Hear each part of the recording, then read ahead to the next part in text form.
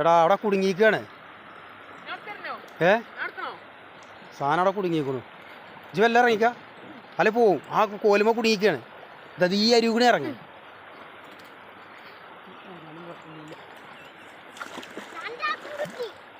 എനക്ക് കിട്ടി. ആ ഇതാ നമ്മളെ കുട്ടിക്കും കിട്ടിക്കണു സാധനം.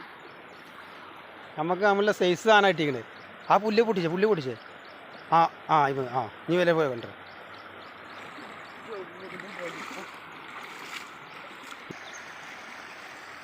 നല്ല സൈസ് സാധനം പോയി നിൽക്കണേ. ഓ എന്താ വലിപ്പം, അടിപൊളി.